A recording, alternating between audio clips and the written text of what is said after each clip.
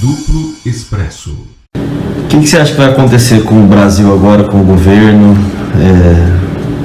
nesses últimos meses aí de mandato que resta para o governo? O que você acha? Esse governo não vai ter últimos meses, ele tem semanas. Esse governo vai ser engolfado por uma crise internacional que ele próprio criou. As audaciosas medidas que os neoliberais de Pedro Parentes na área do petróleo, dos derivados de petróleo, aumentando aceleradamente os preços do diesel, da gasolina, do gás, essas medidas do Pedro Parentes vão fazer explodir a partir do que aconteceu com a crise dos transportes no Brasil, com a greve dos caminhoneiros, vai fazer explodir os mercados mundiais de commodities. Você vai bloquear a saída de commodities brasileiras, sobretudo de soja e de milho, para o exterior e sobretudo para a Bolsa de Chicago. Então, isso vai implicar uma subida de preços no mercado internacional da soja e do milho, mas contrarrestada pela queda dos preços em função da medida adotada por Trump para retaliar os chineses ou então tomar medidas nacionalistas contra a China. Isso aí vai implicar você afrouxar o mercado americano de soja principalmente. No Brasil e Estados Unidos são os dois grandes produtores e exportadores mundiais de soja. Então, você vai ter duas variáveis interagindo. Nos Estados Unidos, a soja baixando de preço por causa da briga comercial com a China. No Brasil, subindo de preço por causa da greve dos caminhoneiros e do lockout dos donos de transporte da soja, porque eles estão indignados com a tabela de preços mínimos divulgada pelo governo. Então essas duas tensões, quer dizer, essas duas coisas, uma confrontando a outra, quer dizer, um país puxando a baixa, outro país puxando a alta, vai criar uma tensão e uma instabilidade tremenda nos mercados especulativos. Isso não tem, como a gente sabe da matemática, até da matemática não muito difícil, quando você tem duas variáveis em interação, você não consegue ter equilíbrio, não vai haver equilíbrio. Então esse mercado vai ficar doido, vai ficar louco, a partir desta semana agora. E não tem muita... O que admira é a total, vamos usar uma palavra forte, né? Total imbecilidade dos economistas de mercado que não entenderam isso que está acontecendo, né? Então, melhor ainda, porque o sistema financeiro especulativo vai explodir em escala mundial. Isso vai ser melhor ainda? Você acha que vai ser bom o sistema explodir? Porque não vai impactar a gente também negativamente, a nossa economia? Vai impactar os agentes especulativos. Mas aqueles que estão amarrados na economia real vão se beneficiar e vão viver tranquilamente, produzindo, vendendo, sem problema. Agora, quem está amarrado na especulação de bolsa, na especulação de mercado, vai quebrar. Alguns vão se safar porque cai fora antes e não volta para o mercado. Mas a esmagadora maioria dos especuladores vai ser fritada nesse processo. E você disse que o preço da soja vai aumentar, né? Nesse caso, isso também não pode ser que reduza, por exemplo, a questão do lockout dos latifundiários, que vai aumentar o preço, os grandes produtores de soja, já que vai aumentar o preço da soja, eles podem tentar reduzir também o nó, né, o travamento nos transportes. Não, o problema do transporte é complicado, porque só se aumentar muitíssimo para você cobrir o valor do frete que foi estabelecido na tabela oficial, tá certo? E mesmo assim, quer dizer, você teria problemas, porque se essa coisa acontecer, por exemplo, sem um reajuste no mercado do diesel, isso pode implicar tensões adicionais no mercado. Na verdade, isso só tem uma solução, só teria uma solução: reduzir os preços do diesel, importando dos combustíveis, na origem, na refinaria da Petrobras. E é aí que começou o problema, quando você sobe o preço do diesel, tá certo? Isso aí gerou a reação dos caminhoneiros. A reação dos caminhoneiros gerou também uma reação de empresários, que estavam, nesse caso em particular, da época, associados aos caminhoneiros. Tanto assim que muita gente diz, não, isso aí é um lockout também, na verdade é um lockout. Na verdade, os interesses eram comuns, até esse ponto. Os interesses divergiram na medida que você deu um subsídio de 46 centavos e não compensado com aumento de tributo, o que é um absurdo, mas enfim, compensado, mas isso não chegou a todas as bombas. Os caminhoneiros continuaram indignados com essa coisa. Mas mais do que isso, criaram uma tabela de fretes mínimos. Né? A tabela de fretes, os empresários inviabilizam. Na verdade, a tabela inviabilizou o preço da soja para... Que era tabelado internacionalmente. O preço tabelado por Chicago, né? Não, não é tabelado. Ele é arbitrado por Chicago. Isso. Na Bolsa de Então ela inviabilizou o preço de Chicago, né? Exatamente. Porque ela explodiu o preço de Chicago. Explodiria se houvesse transporte. Sem transporte, você simplesmente fica com a soja lá ensacada, né? Lá nos armazéns, e apodrecer. Né? Na verdade, você tem já muitas esmagadoras de soja, sobretudo em Mato Grosso, que pararam há semanas, por causa da tabela. Porque o que eles fizeram? Fizeram a tabela. A tabela desagradou aos produtores, tá certo? E agradou aos caminhoneiros, tá certo? Bom, ao desagradar os produtores, você criou um problema no mercado, um problema em que era praticamente impossível você processar a soja. Você não recebia por caminhão, não destinava ao mercado por caminhão a soja processada. Ficou tudo guardado, ficou tudo nos armazéns. Né? Isso aí não chega, não tem como chegar ao mercado, aos preços do frete que estão aí. Não chega ao mercado, aos portos brasileiros e daí para Chicago. Em consequência, o mercado em Chicago fica sob aquela tensão que eu falei, quer dizer, por um lado, as medidas nacionalistas do Trump, levando como consequência a reduzir o preço, porque a China para de comprar. Americano, né? Exatamente. A China para de comprar nos Estados Unidos.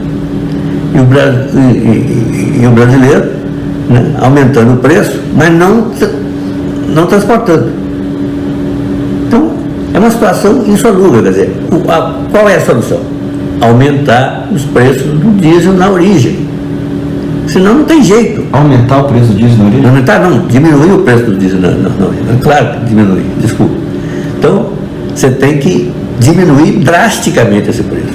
Porque aí você concilia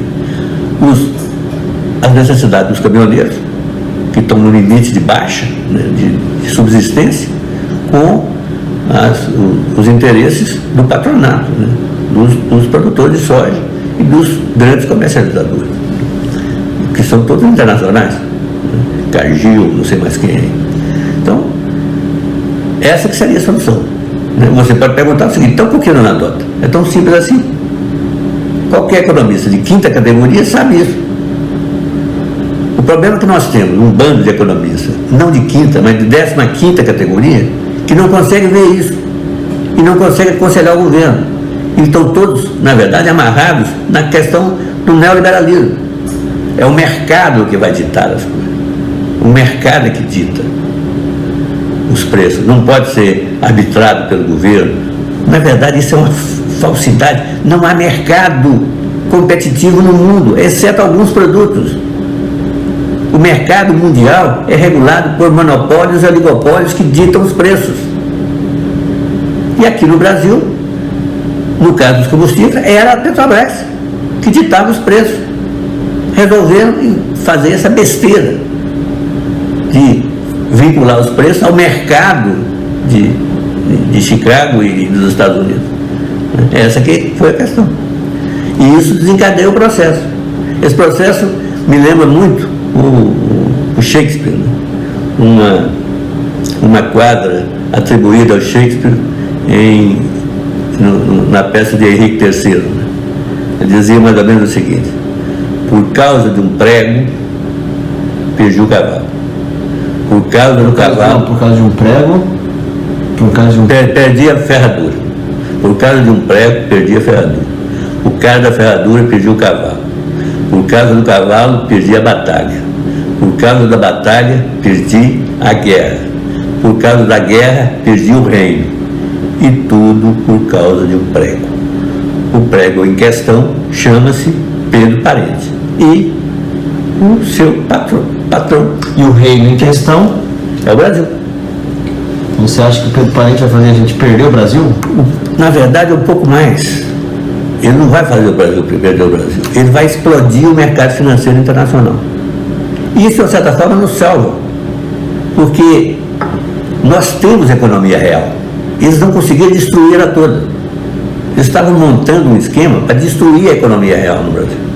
Ficar tudo de especulação. E ligado aos mercados especulativos. O que é o mercado de commodities?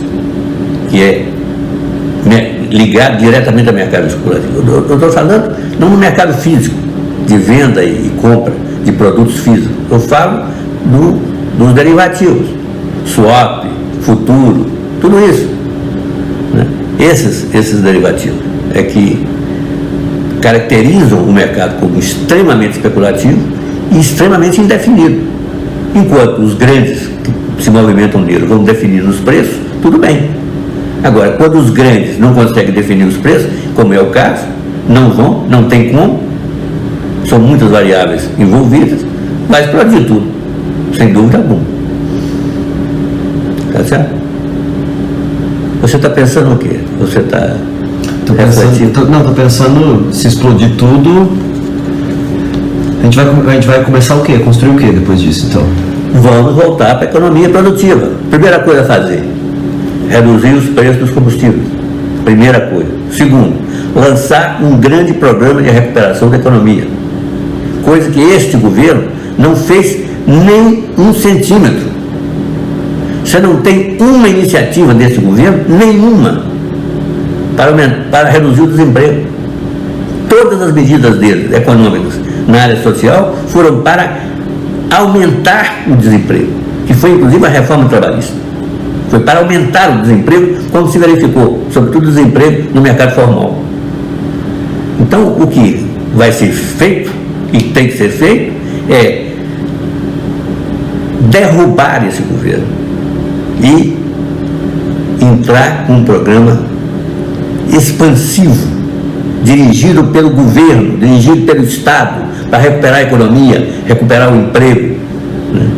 Recuperar a esperança da juventude, que está sem esperança. Agora todo mundo quer ir embora para Portugal, o que é ridículo. O que é Portugal? Por que Portugal, um país pequeno, sem recursos naturais, por que ele é melhor que o Brasil? Essa melhora se deve exclusivamente ao fato de que Portugal rompeu com o programa neoliberal, enquanto nós nos enterramos nele. Essa que é a grande questão. Então, você estava falando o que teria que ser feito, quer dizer, tem que ser feito basicamente isso, um programa keynesiano de retomada da economia. Simples de fazer, a gente sabe tudo, nós sabemos tudo. Nós, os keynesianos, faríamos uma virada no Brasil em 2, 3 meses. Nós reduziríamos a taxa de desemprego em 6 meses à metade.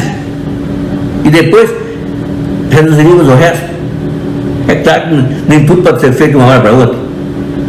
Tem uma certa rigidez, né? Sobretudo um sistema desse que está empedernido. Mas é uma questão de virar a economia de uma vez e nos permitir, de uma forma relaxada, comemorar a vitória da nossa seleção Na Rússia. Porque do jeito que está, só um acidente como o de hoje nos permitiu ficar alegres com a partida, porque o primeiro tempo, como todos viram, foi muito ruim. Mas como Deus é brasileiro, deu uma virada no segundo turno. E como Deus é brasileiro, nós vamos virar a economia brasileira. Para isso, é fundamental derrubar o Temer, e derrubando o Temer, montar uma equipe econômica, não com esse Maia, que é outro neoliberal, não com o Eunício, que é outro neoliberal, não com essa presidente do Supremo, que é outra neoliberal. Quem sabe o que é, se é neoliberal, se não é neoliberal, não sabe nada de economia, né? E eu comentava ontem com o senador Requião, que o presidente eleito do México, de esquerda, que é presidente de esquerda, a primeira coisa que fez foi decretar o Banco Central independente, que é um absurdo. Quer dizer, como comentava com o Requião, olha, eu sempre tenho te falado o seguinte: não dá presidente da República que não entenda de economia. Isso dava no passado, quando as economias estavam estabilizadas, e relativamente. Hoje não dá, tem que saber economia, porque senão é enrolado pelos economistas neoliberais. Esse é que é o problema. Então tem que saber.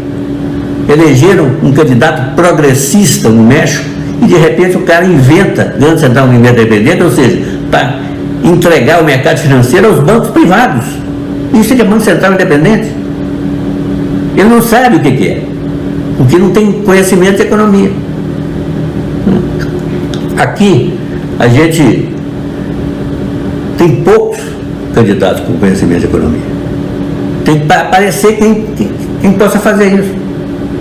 Não dá para continuar do jeito que está.